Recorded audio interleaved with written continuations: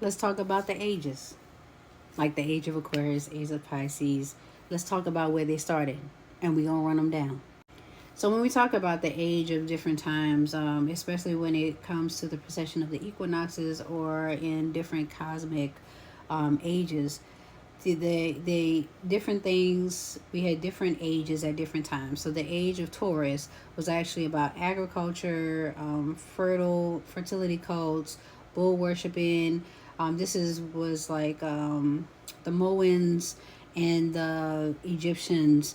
They had a lot of different ritual ceremonies and different things in place for that. The age of Aries was about patriarchal war, so establishing a patriarchal presence, and the getting rid of or suppressing the divine feminine, the emergence of monotheism, and then also it was symbolized by the ram or the lamb. It was the growth of empires and actually the thriving of Hebrews. So Judaism was forming, branched out and formed Christianity to convert the people. And then we were in the age of Pisces. Pisces was all about the faith, compassion, organizing religions, and as a you have a fish that symbolizes Christianity, and that was put in place long ago to actually like seal, you know, the different types of beliefs. So things were put in place to fully convert the people by blending their belief systems instead of banning things, and really bringing in a new belief system that allowed them to be more controlled and to also bring a energetic system of holding people accountable, because that's what Christianity does. If you say you're a Christian, you're upheld to a certain standards that you're supposed to act a certain way. And even from the most humbling place, you are able to be put in line when you are spoken to or reminded of your allegiance to Christianity. So now we're moving into the age of Aquarius. And this is where we are in the age of knowledge, technology, collective thinking, and humanitarian focus. If right now this feels like a war, it feels chaotic because we're breaking up the old stuff. And then we are establishing new things. And so the government understands that this is something that needs to be done quickly. Okay, the collective, the spiritual collective, people who function in spirit, not just in spirituality, they need to put things in place as well to allow knowledge, the truth of knowledge to be revealed, to allow technology to fully come into place so that we can grow, because our growth has been slowed down from a lack of knowledge. The people, literally, according to the Bible, the people are perishing from a lack of knowledge because the knowledge that we've been given is not built on truth. It's built on the narrative that we were meant to believe, that holds up the facade of what they want us to believe is, but it's not. And it's not humanitarian focus. It's not a focus of collecting thinking. We're literally at war as a collective mind. We would be at war with each other, with ourselves. So during this time, we're actually like trying to find things from history to like really identify with what has been before. But all those records are within us. The Akashic records are actually within us. The halls of Amenti is actually within us. Actually, the library in Alexandria, as long as we are descendants of those who came before us, is within us, and we can recall that information at any time. We don't have to recall the personas. We don't have to recall the personalities. The knowledge lives within us. As a matter of fact, it's things that we do that we really can't understand or identify. It's just something that's innate in us that we just do. Like how you stand, how you, when you cook, how you position your body, like how you just know what to do.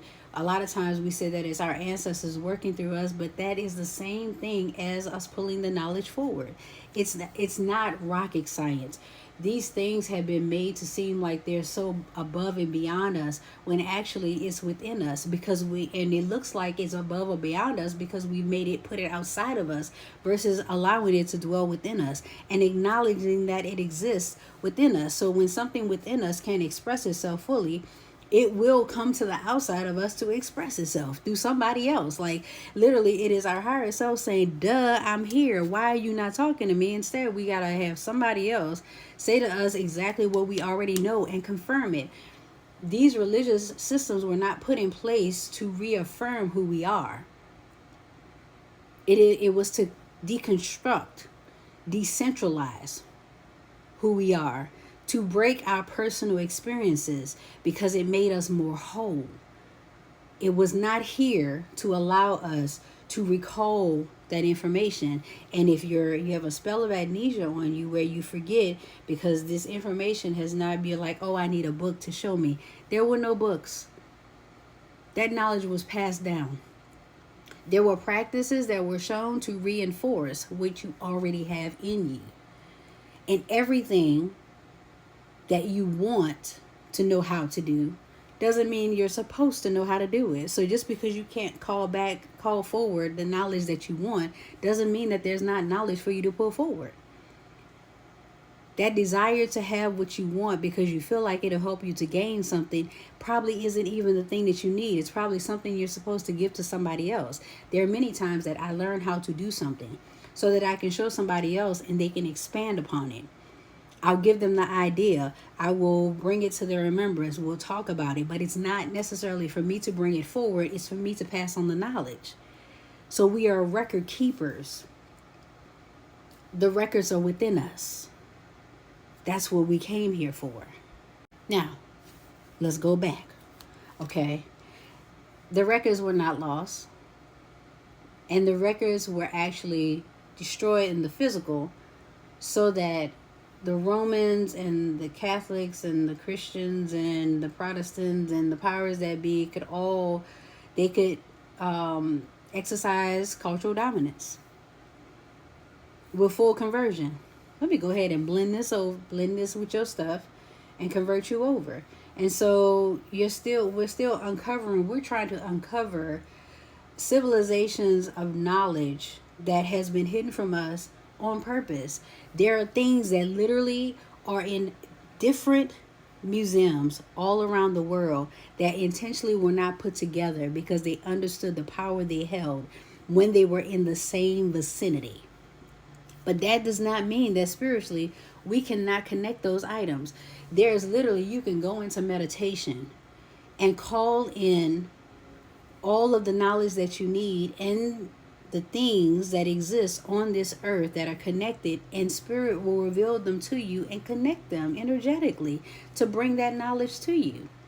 But you have to think, over in the Grand Canyon, there were things in caves that were from different cultures.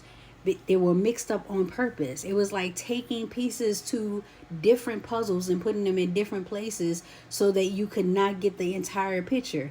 This was a collective decision to create a spell of amnesia. And in order to make a people believe something, you had to remove some things and take any remembrance, any pieces that will remind them of the thing that you were trying to make them forget. Let that sit.